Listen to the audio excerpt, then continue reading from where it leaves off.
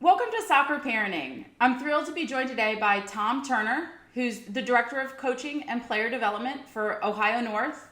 He is also on the instructional staff for U.S. Soccer, USYS, USU Soccer, and is on the National Coaching Committee for USYS. So certainly is somebody that within the United States framework of soccer has some specific influence within the youth game. So thanks for joining us today, Tom. My pleasure, Scott. Let's talk about the lack of creativity that we keep hearing about in the media. Even through the Copa tournament that we've just had when the U.S. was playing against Argentina, a lot of the commentary is about the lack of creativity that we have. We've sort of moved to a developmental model, it feels like, in the United States where our young players under the age of 15 or so are receiving their primary instruction through practice with their teams. What are your thoughts on this?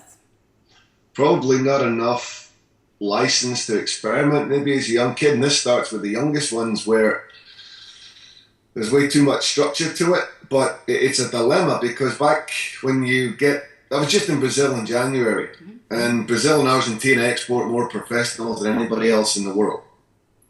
And so they play a lot more still. They play on different surfaces still. They can make a mistake still. And we tend to have an environment where even young kids aren't allowed to make mistakes.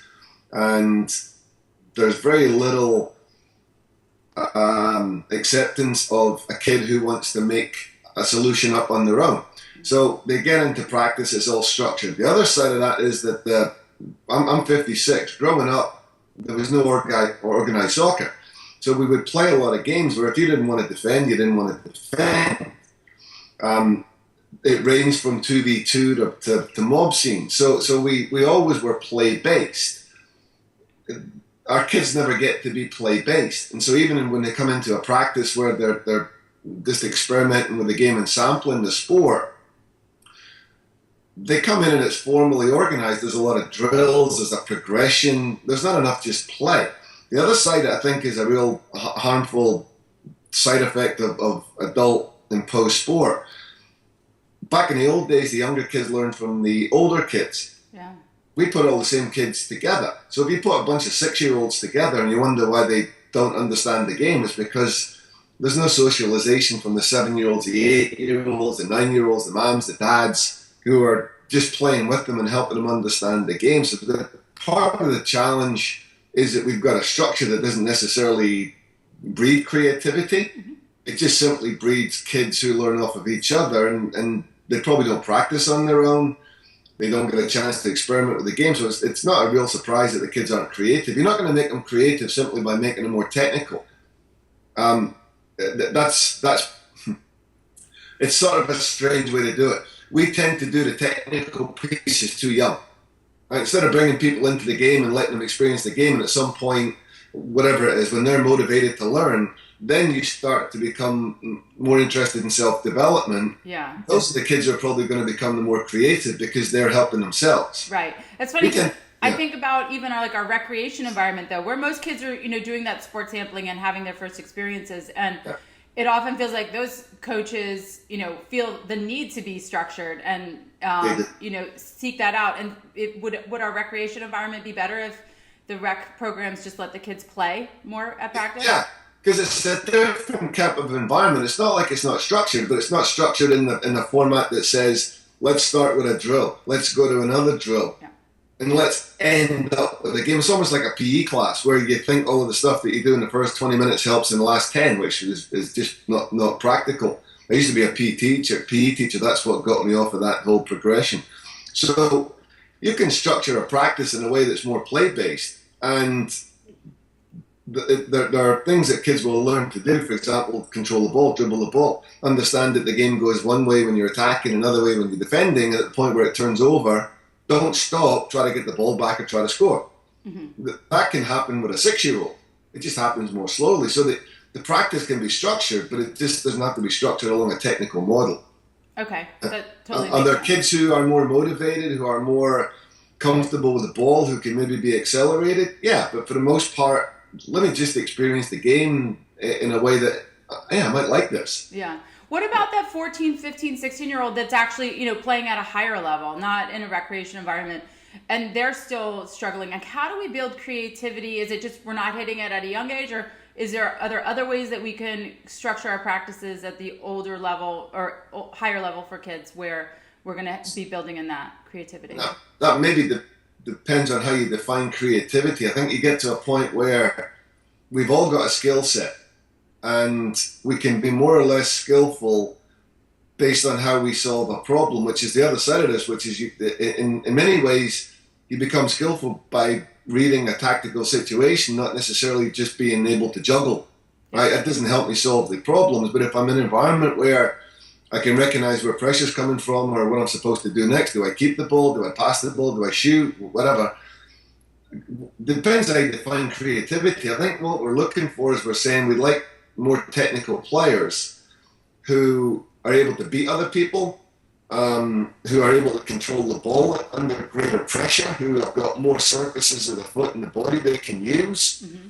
Well, a lot of that from our standpoint is how much do the kids bring, how much do the kids develop on their own, because if you're practicing 2-3 times a week, it's probably not going to be enough. Yeah. So what the kids do on their own is probably more important than anything that happens in practice.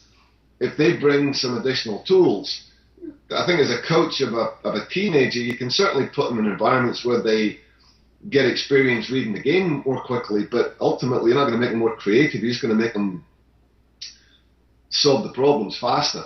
It might be too late at that point to turn somebody who's a functional player into a creative dribbler. Yeah. But you can someone who you can help everybody solve the problems more quickly. And that goes back to something maybe that we talked about before. If you come into practice and all you do is drills, I'm taking this as an extreme, and then on Sunday you play a game. Well, there's nothing in practice that looked like the game on Sunday, so how do you expect me to play faster if I have no idea what that feels like because the training helped me play on Sunday? Yeah. So part of what we should be doing, I think, and you can make a case for all ages, is helping the kids understand how the game works, and then how does it work for me in my position? And whether I'm on the left side, the right side, the front, and the back, that those are spaces rather than positions maybe, but at the younger ages, well, there's still things to be learned and experiences to be gained that will help me solve the problems more faster, therefore I become a better player. Yeah, and so even if I've just got a limited skill set. Yeah. Yeah, it's that fine line between creativity and decision making. And what about environments that the clubs need to be creating? You know, I often think, gosh, we don't have, our kids just aren't outside playing anymore. You and I met at Project Play Summit where, Michelle Obama was talking about that when the kids do go outside to play, there's nobody out there for them to play with because everybody else is in structured activities.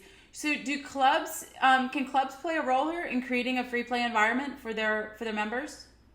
You would hope so. And this is one of those things even with younger kids. The first part of the practice should really be the goals here, the goals there, there's 4 of you, go play.